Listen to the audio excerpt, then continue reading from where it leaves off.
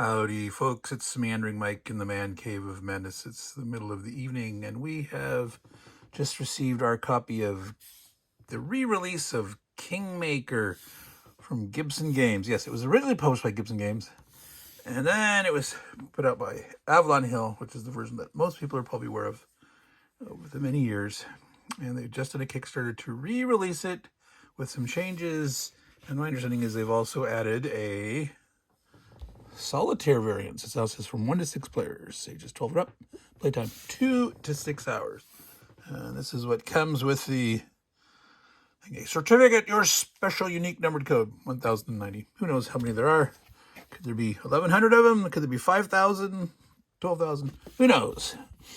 I doubt they produced more than 10,000. This is not the heyday of the early days when Avalon Hill probably put out 30,000 copies of that. But this did not come in shrink. This was shipped from England to me in the West Coast, U.S. But I've not yet opened it up. Oh, it's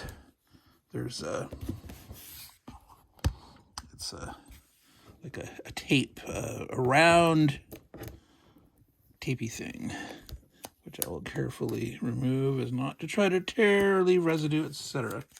I'm assuming there's either 2 or 4 of those. None on that side, so yep, there we are, right there. Carefully. Okay, there we go. Come on. Leave no tear, leave no residue.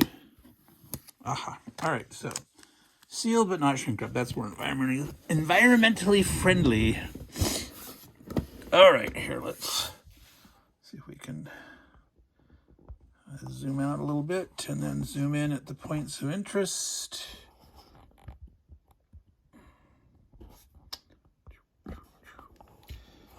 All right, so there's a subset of the board.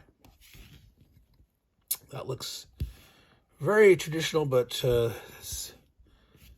some extra stuff. It seems like a little fancier, a little embellishment, a little spot for certain cards to go in certain places. Some of the shape of the figures have shape of a shield, like a kite shield. This is pretty typical, except it looks like the little fancier with the different color backgrounds. Before, I believe there were white, just with the coat of arms on it, but royal pieces and such. All right, so they've upgraded components. Looks like new art on the cards.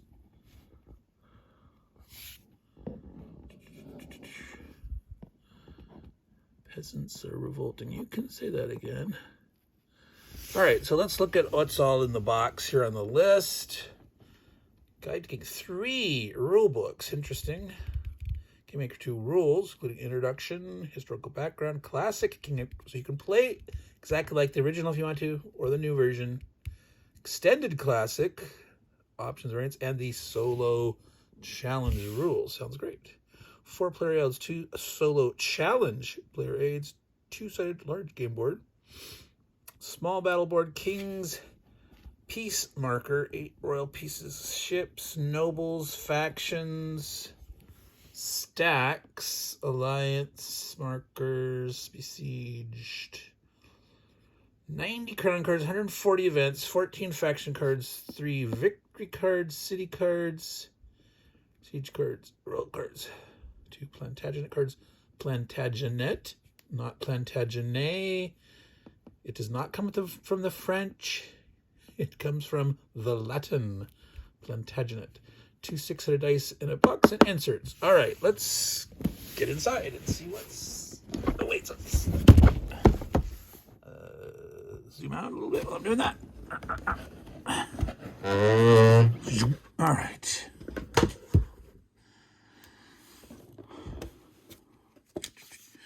All right. Nice color rulebook. It's glossy. You can see the shine. It's not ultra glossy. So you can get an angle that's not too glarish. Concerning that they're I've left no gutter here.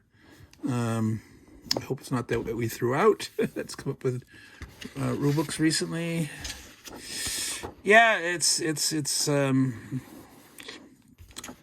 have people forgotten their lessons of layout? More white space, in this case beige space, whatever, you've got the stylized fancy background, but you need to leave a little more room in the center, a little more room. I mean, you've got this, you're losing part of your visual margin because of your fancy dancy side borders, which you could forgo or just do them on a page or two or a section, I don't know, but more white space, please. All right. Objective, components, royalty and succession. Your faction setup, sequence, play, event phase, movement phase, combat, parliament phase, coronation phase, end of turn phase. Winning, prestige points, control of royal pieces, chancery, crown cards, and alliances. All right, so 2 to 5 players, duration about 45 minutes, plus 30 minutes per player. So if you're playing a 5-player game, 2.5, 3, they're saying about 4 hours and 15 minutes. Is that right? Or did I add an extra hour in there? 1, 2, 2.5, yeah. 3 hours and 15 minutes average anticipated for a 5-player game. All right, so there's the map layout with a little legend of various bits and pieces. The ship markers, faction stack markers, alliance markers, royal pieces.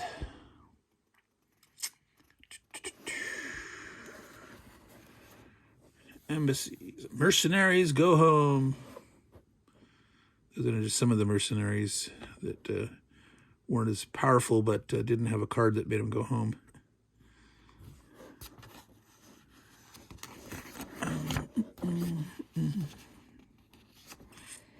All right, nice and colorful, lots of description of what's there,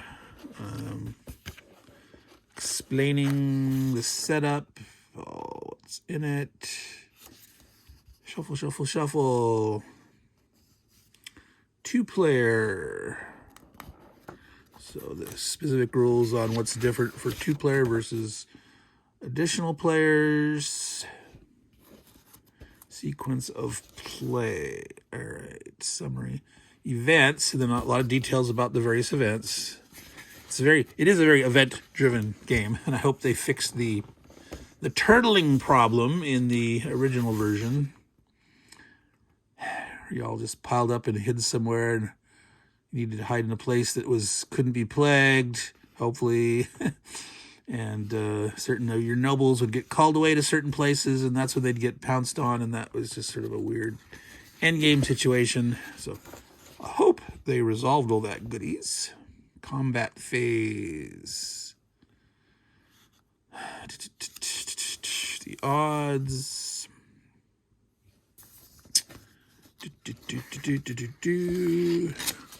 Bad weather, bad weather. Yes, good old bad weather delays attack. That was always annoying. You go to jump on somebody and I caught him. Ugh. Captured and executed nobles. The parliament phase. Coronation. Yep, you had to add your cathedral. You had to add like an archbishop or 2 bishops. You had to play all the voting game. You had lords and the commons. And lots of fun. Again, I don't know what they did to solve the turtling problem. That'll be the thing to see.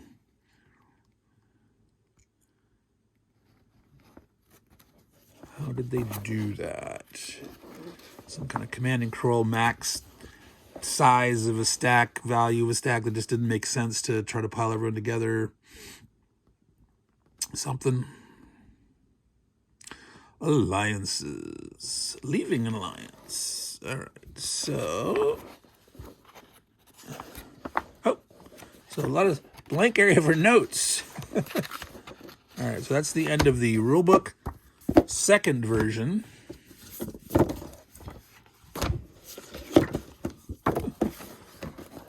Solo challenge. Duration 2 to 4 hours. Interesting. That's, of course, it all depends on your speed of play and how much you think and hem and haw and all that stuff. Start here. Can you beat your unknown enemy, the bot? All right.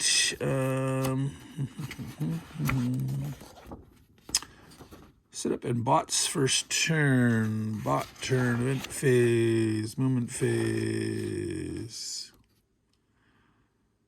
Does the bot have enough troops? Has the target been selected? Is this move too risky? Interesting criteria that one might have to judge.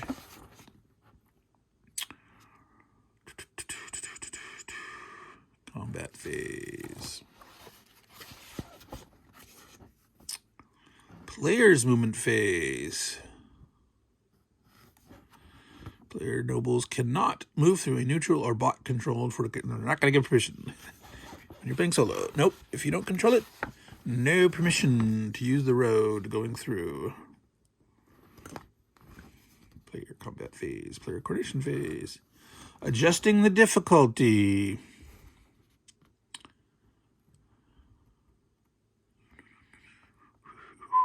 More offices. Give the bot less cards. To make it harder to beat the bot. If he has no crown cards, give him some more crown cards. Or deal the player less cards during setup. All right, example.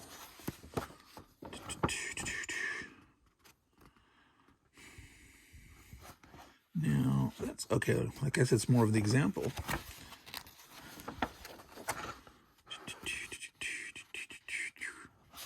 All right. This is a bot player aid. Page 1, page 2, targets. Wow. All that's for target selection.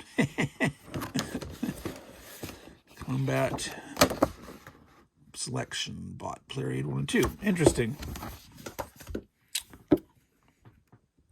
Now, I am quite glad that they limited their use of fonts to the subsections. They used a nice normal font throughout. Thank you.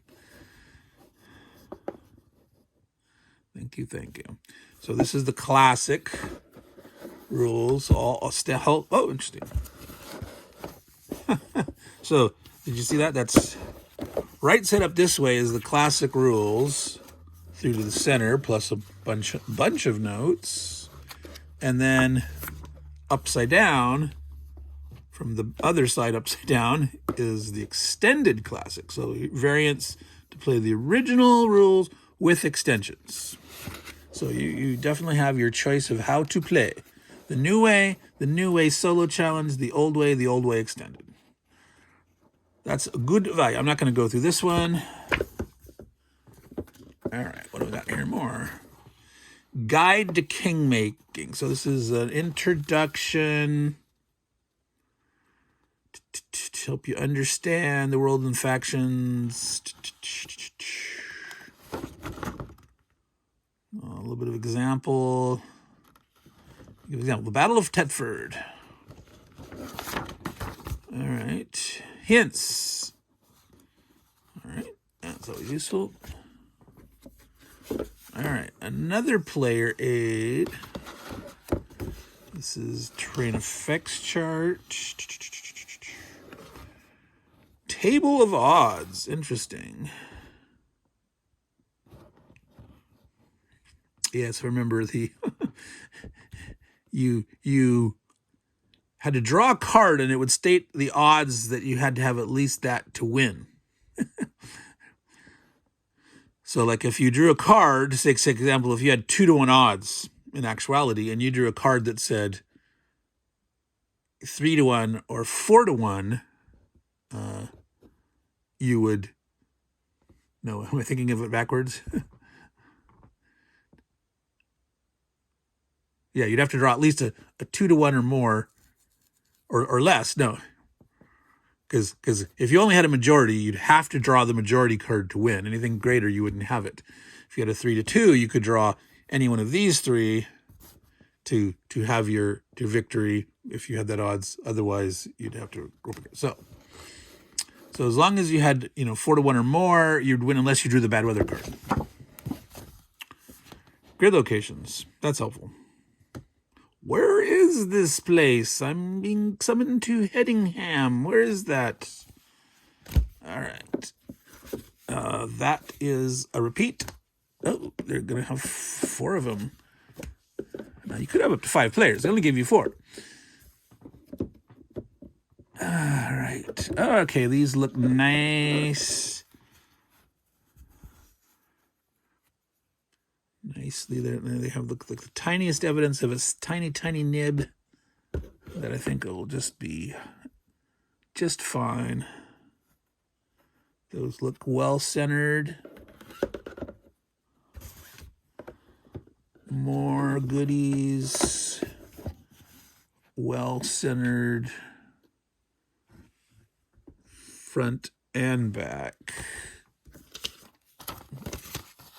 All right, what is this? This is a little envelope of some kind.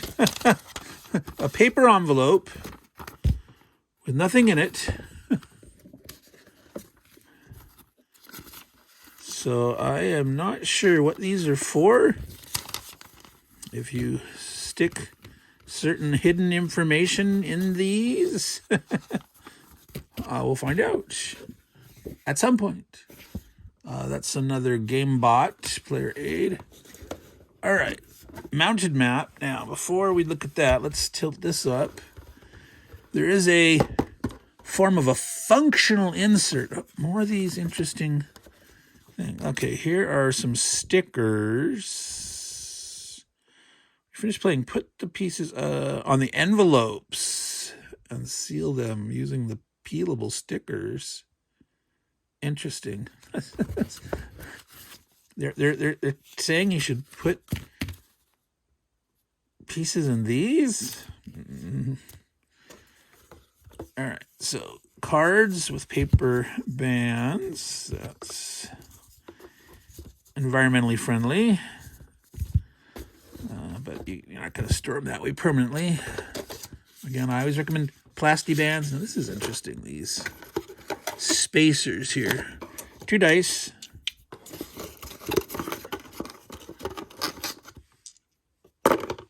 Lots of card decks. That's interesting. All right, so we'll have to see how that works out. Am I reading that, folks, right? Is that what that says? When you finish playing, can you read that without too much glare? Put the playing pieces away in the envelopes and seal them shut with these peelable stickers. There's an envelope for each colored set and 1 more for the extra pieces. Wow. All right, so they're trying to be environmentally friendly, but I don't know how many people are actually use it. I don't know. It's worth giving it a try. It doesn't hurt anything to give that a try. All right, so let's hope that that's functional enough.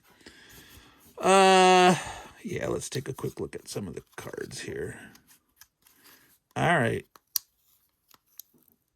I'm going to just rip it because it's not coming across as easy as it wanted to. All right, I was saying, bad weather delays attack. Peasant revolt. So, event cards in the combat section. So,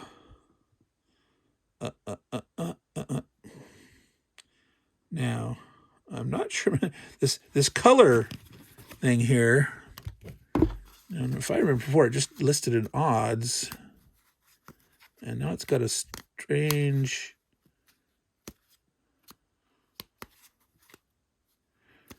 Oh, okay. Yeah, so they're filling it in. So this is basically, majority. If majority or better, this you succeed on any battle. This here, you'd have to have at least a 4-1, or you don't do it. This one, 3-1 or 4-1. So it's so this one, a majority, you wouldn't win. Anything up 5 or 4 greater, you wouldn't win. But simple majority is not enough to win. Now, this was part of the killer here, is that literally the killer, if these nobles were involved in the combat, they would be killed. Not captured and able to ransom back, but killed. And so that's one of the things that you could actually attack at less than majority odds, even though you're automatically going to lose, you have a chance of. Now I'm trying to remember if you maybe only counted one of the. I can't remember if it was the first or the last one or something like that. That if you're doing sort of that suicide attack. All right, so I do not remember. Obviously, bad weather. Refuge. See, that's a part of the combat deck, or the. Well, it's a combination of events, and I can't remember what you do if you would draw something like that. Or was there even a event like that in the original one? I can't remember.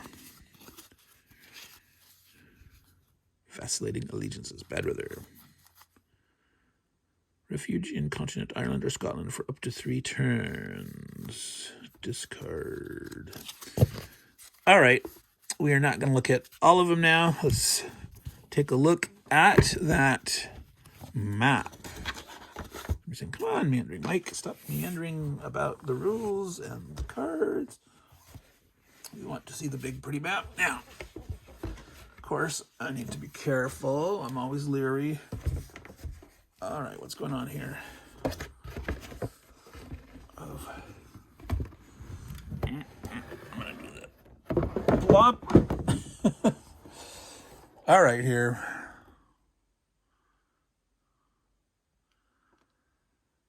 So, those road network running through there. You could do like an unlimited move along the road. It wouldn't cost you nothing. If I remember correctly, there's really a debate about some of these, like, did the road go through the town or not? And I think they've tightened that up. So, like, you'd have to be able to get through Shrewsbury to go this way. There are no, like, bypass ones anymore, it looks like. So even here around London, it's like that goes in. It doesn't come this way. And that was always open to interpretation on the old map, but oh, that's right, this is supposed to be double-sided, is it? The old original? Well, I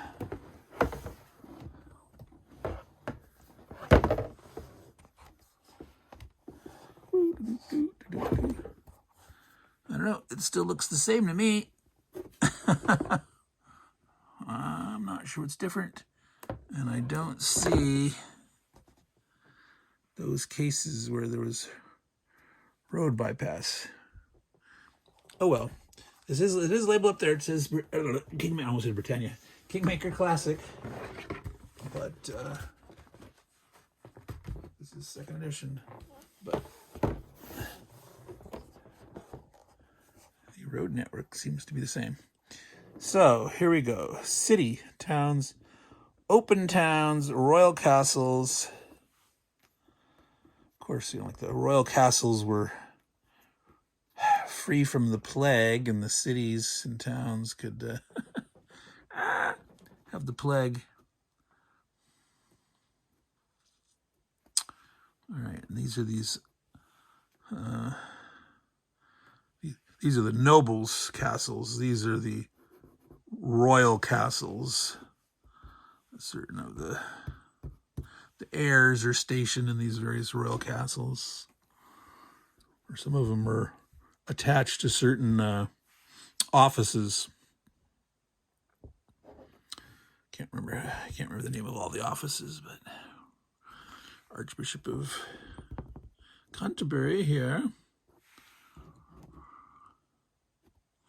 So there we go. This is KingMaker, the 2nd edition. Red cards, crown deck, discards. Good old Calais and the continent. Those big, French mercenaries that were like 100 strength. Yeah, that was some power. All right, yes. You got Scottish border, the River Tees, north of Tees, Trent, north of Trent. There were certain offices and such, positions that gave you bonus troops north of certain lines. East Anglia, Wales. Yeah, there's Conway. Yeah, something like was within 2 squares of Conway, or